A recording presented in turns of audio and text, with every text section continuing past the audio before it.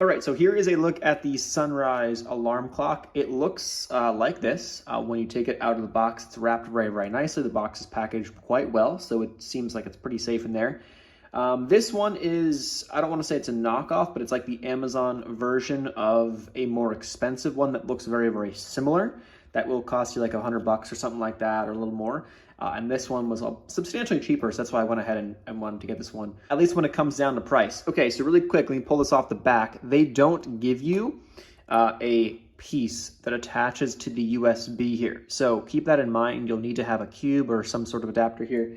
So I grabbed one of my Apple cubes and I'm gonna just plug it in just like that. And it seems to work just fine. So I'll take this, plug it into the wall, then I'll plug this into the back of the alarm and I'll show you guys how this works. Okay, so we are plugged in. When you pull it up to the front, you should see this little red little lightning bolt right there. I know it's tough to see, but there you guys see. When that is showing, that tells you you've got power, you're good to go. So what I'm gonna do is I'm gonna click on the power button on the top, hold that down for a second. Now you'll have the light. Here's how it will look by default. It does look a bit darker, at least to me, than how it's showing up on my phone, but this has a ton of different settings. I'm obviously not going to take the entirety of the settings because that's just like an insanely long video that's not worth your time.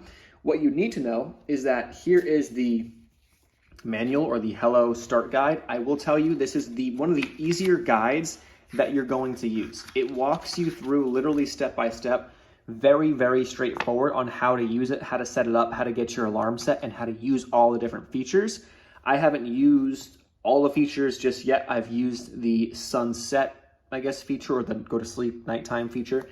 I've used the alarm feature, and I've also just used the light feature. You can change the light colors, you can change the brightness and all that stuff, as well as the sounds. So if you're like, oh man, the sounds suck, I don't like any of the sounds that they use for the alarm, well, you can go ahead and change those as well, and you can set the sound to 0 if you wanted to, and just wake up to a slowly kind of brightening clock, which is why I got this instead of having to wake up with a vicious alarm from an iPhone. I figured, let me get something better.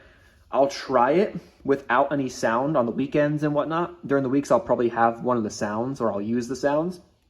And that's the purpose I'm using this for.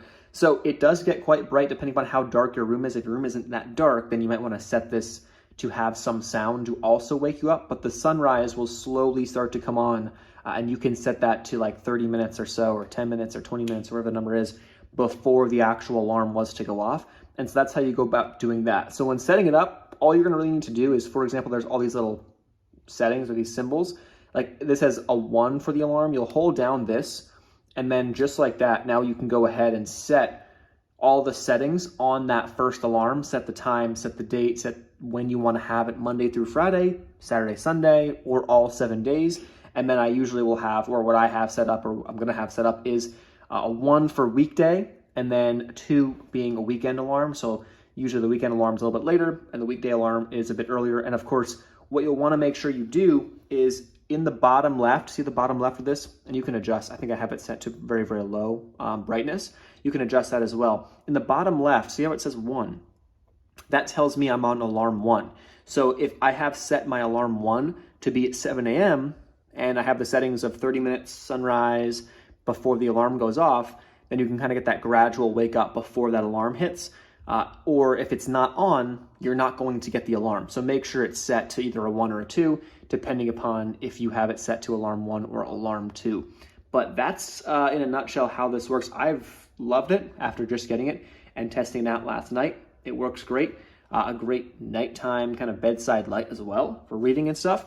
So far it's doing exactly what it was intended to do for me, so I don't have to wake up to that crazy iPhone alarm.